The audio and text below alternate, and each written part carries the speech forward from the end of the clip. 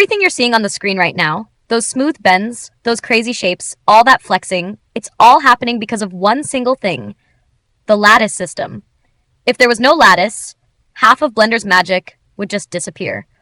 So today, we're literally going to bend reality itself. I open my scene, and then I call in my superstar. I press Shift-A, go to Mesh, and I bring Suzanne, Blender's monkey, into the scene. Right now, she looks very simple and normal, but she's about to get a complete makeover.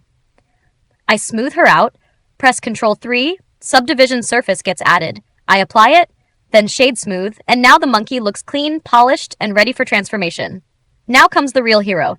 Shift-A, and this time I add a lattice. A transparent-looking cage appears on the screen. I scale it up just a bit, just enough so that the monkey fits inside comfortably. Not too tight, not too loose, just perfect. Then I tell the monkey, "All right, bro, now you will listen to this cage." I select the monkey, open the modifiers panel, add a lattice modifier, and assign the lattice object. Now the real fun begins. I select the lattice, press Tab, and go into edit mode. Inside edit mode, the lattice becomes a grid with small cube-like points. And these points work like remote controls for the monkey's entire body. I grab one point, move it a little, and the whole monkey stretches smoothly. Now I select the bottom points, press R+Z to rotate, and look how smoothly it rotates. The entire movement follows perfectly without messing up the monkey's mesh topology. Without a lattice, this kind of rotation would be very hard, but thanks to the lattice, everything becomes easy and controlled. And yes, you can scale it however you want, smaller or bigger, totally up to you. Now I press Ctrl-Z to reset the monkey. Then in the Properties tab, I see the green-colored lattice settings. At the top, there's the Resolution option, where we can set U, V, W segments for each axis.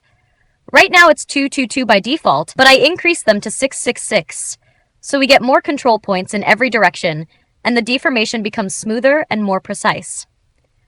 After adjusting segments, I press O to enable proportional editing. Then I move the monkey's ears to the side,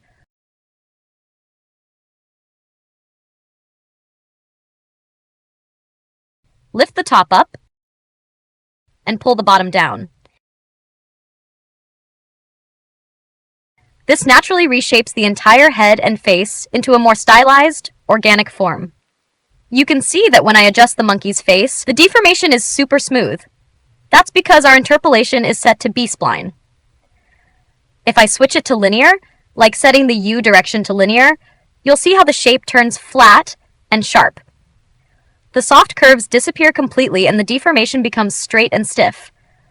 But when I switch it back to B-spline, you can immediately see the difference. The curves become soft again, and the movement looks smooth and natural. That's what interpolation does. Linear, hard, straight deformation, B-spline, Catmull ROM, soft, curved deformation. Now we go back to object mode. Here you can add shape keys to the lattice and animate them too.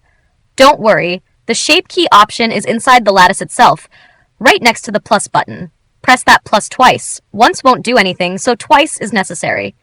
Then go back to edit mode and adjust the ears, head, and bottom parts however you like. After that, return to object mode, hover over the value slider, and press I. That adds a keyframe. Move forward in the timeline, set the value to 0, press I again, and then duplicate the first keyframe and move it here. And that's how we get this kind of animation. You can customize it however you want. Now select the monkey and open the lattice modifier again. Here you'll see the vertex group option. This is used when you don't want to deform the whole object, only a specific part of it. Vertex groups tell Blender, apply the effect only on these selected vertices. If you want to animate only the ears, go to edit mode, select all the ear vertices, and assign them to a vertex group. Then return to the lattice modifier and select that vertex group. Now deformation affects only the ears, and the rest of the body stays untouched. Below that, you'll find the strength option. Strength is helpful when you want partial deformation, not 100%, maybe just 50%, and this same strength can be animated later.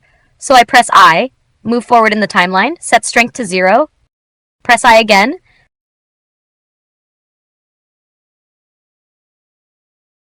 and look, the animation becomes clean, controlled, and flows perfectly. I hope you've understood the lattice system now. Keep watching videos like this, don't forget to like and subscribe, and also don't ignore the channel. Alright?